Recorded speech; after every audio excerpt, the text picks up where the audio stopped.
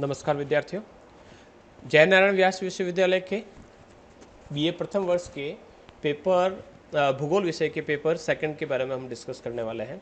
तो जो सिलेबस है उस सिलेबस को सबसे पहले देख लेते हैं, उसके बाद वन बाय वन करके हम विभिन्न क्लासों का आयोजन करेंगे। तो पेपर सेकंड यानी पेपर फर्स्ट जो है आपका फिजिकल ज्योग्राफी रहा, और दूसरा जो पेपर है वह है आपके भारत का भूगोल। भारत के भूगोल के अंतर्गत सबसे पहला हम इसकी फिजियोग्राफी के बारे में डिस्कस करेंगे कि भारत और भारत के विभिन्न जो फिजिकल डिवीजन्स हैं उन डिवीजन्स के बारे में डिस्कस करेंगे, जिसमें सबसे पहले हम भारत के उत्तरी पर्वतीय प्रदेश के अंतर्गत हम हिमालय का डिस्कस करेंगे कि हिमालय पर्वत जो है उसका हम डिवाइडेशन करेंगे, उसके 4 पार्ट्स कर लेंगे। जैसे कि हमने ट्रांस हिमालयन का जो रीजन है ट्रांस हिमालयन, फिर आपका जो ग्रेट हिमालयन रीजन है, मिडल हिमालयन रीजन है, शिवालिक या उप हिमालय वाला जो क्षेत्र है उसके बारे में डिस्कस करेंगे। फिर इसके साथ सिडनी बुडार का जो रीजनल डिस्ट्रीब्यूशन है उसको भी हम डिस्कस करेंगे, किस प्रकार से इसको हिमाचल हिमालय, नेपाल हिमालय, असम हिमालय के भागों में इस प्रकार से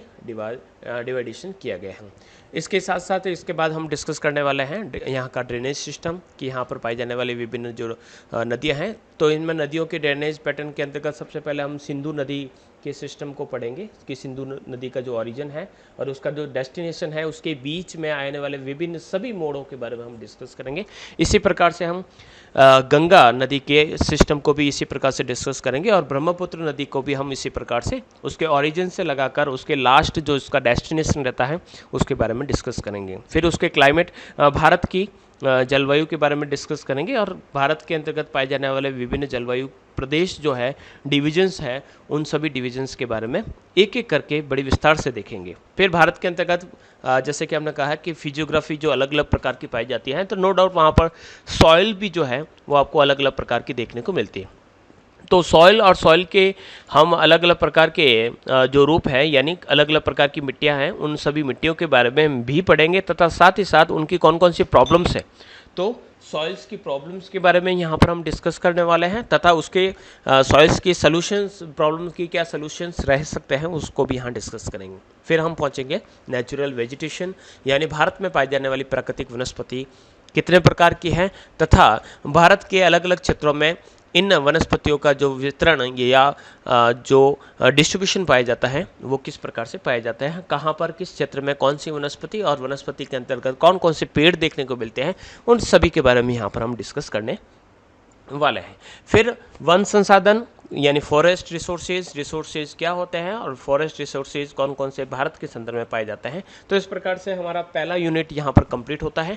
यूनिट नंबर जो सेकंड है वह है प्रिंसिपल मिनरल्स, यानी भारत में पाए जाने वाले विभिन्न जो खनिज पदार्थ है कौन कौन से हैं। तो खनिज कौन कौन से हैं, लोह, अलोह, और इसी प्रकार से मेटलिक, नॉन मेटलिक, इस प्रकार का हम डिस्ट्रीब्यूशन भी करेंगे, तथा इसमें जो मेजर जो प्रिंसिपल्स हैं, प्रिंसिपल जो मेजर जो मिनरल्स हैं उनके बारे में हम डिस्कस करेंगे, जिसको हम सिलेबस के अकॉर्डिंग आयरन ओर यानी लोह अयस्क, मैंगनीज, मिका, अभ्रक, तथा ये सारे के सारे मिनरल्स रहेंगे। मिनरल्स के बाद हम पावर रिसोर्सेज यानी ऊर्जा संसाधन कौन कौन से भारत के अंतर्गत पाए जाते हैं, जिसके अंतर्गत सबसे पहले हम कोल के बारे में, कोयला, कोयले के प्रकार, कहाँ पर कौन सा कोयला और कितनी मात्रा में पाया जाता है। उसके बाद पेट्रोलियम के बारे में भी हमारा डिस्कस रहेगा।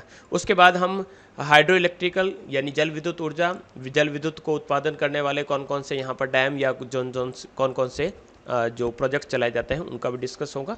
फिर हम मेजर इंडस्ट्रीज़ के बारे में डिस्कस करेंगे, जिसके अंतर्गत आपके iron and steel industry, local आपका कॉटन यानी सूती वस्त्र उद्योग, फिर आपका शुगर उद्योग, सीमेंट, पल्प यानी लुगदी और कागज़ का उद्योग। साथ ही साथ इसके लोकलाइजेशंस के फैक्टर्स कौन कौन से हैं, कि क्यों किसी एक ही स्थान पर कोई उद्योग ज़्यादा विकसित होता है, तो उसके पीछे कौन कौन से फैक्टर्स होते हैं, कौन कौन से कारक होते हैं जो इसको प्रभावित करते हैं। तो इस प्रकार से ये सारा का सारा हमारा डिस्कस रहेगा unit number second. Unit number third में हम पहुंचेंगे। तो यूनिट नंबर थर्ड में हमारा जो स्टार्ट होगा वो एग्रीकल्चर से स्टार्ट होगा। एग्रीकल्चर यानी भारत के अंतर्गत कृषि की कौन कौन सी विशेषताएं यहाँ पर देखने को मिलती है, क्या विशेषताएं भारत के संदर्भ में हैं, तथा भारतीय कृषि की कौन कौन सी प्रॉब्लम है, उन सभी प्रॉब्लम्स के बारे में हम डिस्कस करेंगे। साथ ही साथ उन प्रॉब्लम्स का सलूशन भी ढूंढने की कोशिश करेंगे। फिर भारत में पाए जाने वाले अलग अलग प्रकार की जो प्रिंसिपल क्रॉप्स है उसके अंतर्गत हम गेहूँ, चावल, गन्ना, चाय तथा कपास के बारे में, इन सभी फसलों के बारे में हम डिस्कस करेंगे। ये कौन कौन से इसके प्रकार, उसके लिए भौगोलिक विशेषताएं कौन कौन सी है, तापमान, वर्षा, इनके लिए श्रम, इनके लिए फर्टिलाइजर्स, और इनका किस प्रकार से उत्पादन होता है, इन सभी चीज़ों के बारे में हम डिस्कस, और उसका प्रोडक्शन के बारे में डिस्कस करने वाले हैं। फिर इरिगेशन, और इरिगेशन के अंतर्गत सबसे पहले हम इरिगेशन की सोर्सेज कौन कौन से हैं भारत के संदर्भ में, उनका डिस्ट्रीब्यूशन किस प्रकार से पाया जाता है, major irrigation project in India, Bharat के संदर्भ में कौन कौन से बहुउद्देशीय परियोजनाओं के अंतर्गत यहाँ पर इसका उपयोग किया जाए। यहाँ पर हम भाखड़ा नागल परियोजना को लोकेट करेंगे, उसकी विशेषताओं के बारे में डिस्कस करेंगे और किस प्रकार से हमारे लिए बेनिफिशियल रहा है। इसके साथ साथ में दामोदर वैली कॉरपोरेशन, जिसे DVC भी कहा जाता है, को भी अच्छी तरीके से डिस्कस करेंगे। यूनिट नंबर जो 4 है उसके अंतर्गत आपका पॉपुलेशन रहेगा, जनसंख्या किस प्रकार से भारत के अंतर्गत। तो यहाँ पर हम सेंसस ईयर्स लगभग 1901 से लगाकर हम 2011 तक के सेंसस को यहाँ पर डिस्कस करेंगे। ग्रोथ के पैटर्न क्या है, डिस्ट्रीब्यूशन एंड डेंसिटी किस प्रकार से चलती हैं, ग्रोथ, डिस्ट्रीब्यूशन एंड डेंसिटी को अफेक्ट करने वाले कौन कौन से फैक्टर्स हैं, उनको भी यहाँ पर हम थोड़ा बहुत डिस्कस करेंगे। फिर बढ़ते हैं हम ट्रांसपोर्ट में आपका rail, road, water and Airways, यानी आपका रेल यातायात, सड़क यातायात, जल यातायात और वायु यातायात, और इनकी विशेषताएं, इनकी क्या क्या प्रॉब्लम्स हैं, उनके हम डिस्कस करेंगे। 4th यूनिट का जो लास्ट जो टॉपिक रहेगा वो रहेगा भारत का विदेशी व्यापार, किस प्रकार से उसका संगठन है और कौन कौन सी प्रवृत्तियाँ यहाँ पर हमें देखने को मिलती हैं, इन सभी के बारे में हम 4th यूनिट के अंतर्गत डिस्कस करेंगे। यूनिट नंबर जो 5 है उसके अंतर्गत हम regional geography of Kashmir valley, यानी कश्मीर जो घाटी है उसका प्रादेशिक भूगोल पढ़ेंगे, किस प्रकार से वो कश्मीर घाटी डेवलप हुई है, कौन कौन सी विशेषताएं कश्मीर घाटी के संदर्भ में देखने को मिलती है, वहाँ की फिजियोग्राफी, वहाँ की सॉइल, वहाँ की वेजिटेशन, वहाँ की पॉपुलेशन, वहाँ की इंडस्ट्रीज, हर चीज़ के बारे में यहाँ डिस्कस करेंगे। हालांकि इस चैप्टर को हम 1st यूनिट के अंतर्गत पहले से डिस्कस कर चुके होंगे, फिर भी यहाँ पर हम इसको डिटेल से स्टडी करने की कोशिश करेंगे। फिर है आपका छोटा नागपुर का पठार, जो आपका वेल नॉन इंडस्ट्रियल रीजन है, मिनरल्स जहाँ पर भारत के बहुत अधिक मात्रा में पाए जाते हैं, उनके बारे में हम यहाँ पर डिस्कस करेंगे।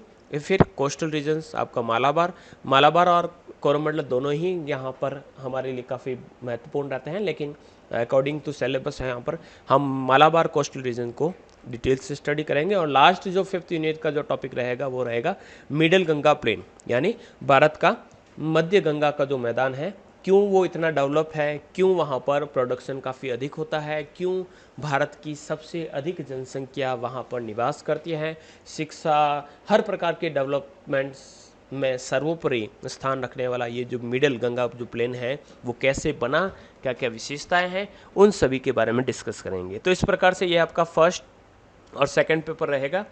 3rd जो रहता है वो आपका प्रैक्टिकल रहता है। तो प्रैक्टिकल का वर्क हमारा काफ़ी कंप्लीट हो चुका है और आपने अपना रिकॉर्ड वर्क भी कंप्लीट कर लिया होगा, सर्वे भी आपका काफ़ी कुछ कंप्लीट हो चुका है, वो उसको डिस्कस करने की आवश्यकता नहीं है। तो इस प्रकार से आपके पेपर 1st और 2nd आपको समझ में आ चुके होंगे। आगे की जो क्लासेस रहेगी उन सभी क्लासेस के अंतर्गत हम इन पॉइंट्स को, यानी यूनिट वाइज सभी पॉइंट्स को एक एक करके पढ़ेंगे। धन्यवाद।